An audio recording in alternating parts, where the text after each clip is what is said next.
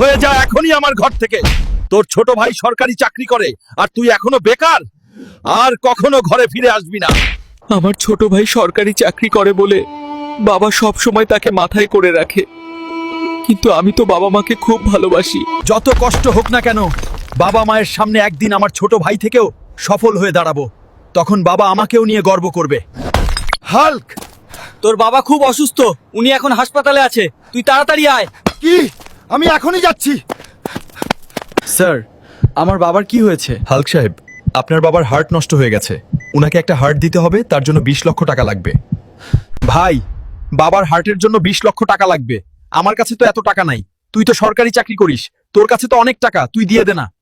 বাবা এমনিও বুড়ো হয়ে গেছে, কিছুদিন পর এমনিও মরে যাবে। আর আমার এই কয়েক মাস ঘুষের টাকা কম আসছে, আমি 1 টাকাও দিতে পারবো না। স্যার, আমি টাকা জোগাড় করতে পারি নাই, কিন্তু আমি চাই আমার হার্ট দিয়ে আপনি বাবাকে বাঁচিয়ে তুলুন। হোয়াট? আপনি কি শিওর হাল্ক সাহেব? স্যার, আমি কি সুস্থ হয়ে গেছি? আর আমার ছোট ছেলে কই? আপনার ছোট ছেলে আপনাকে দেখতেও আসে নাই, কিন্তু আপনার বড় ছেলে আপনার জন্য তার হার্ট দিয়ে দিল।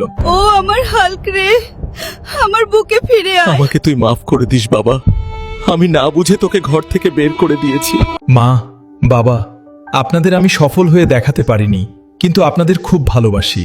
আমি এখন সব সময়ের জন্য চলে যাচ্ছি। ভালো থাকুক দুনিয়ার সব পরিবার, তারা যেন সব সময় একসাথে থাকতে পারে। আর বাবা মাকে ভালোবাসলে চ্যানেলটা সাবস্ক্রাইব করে দিও।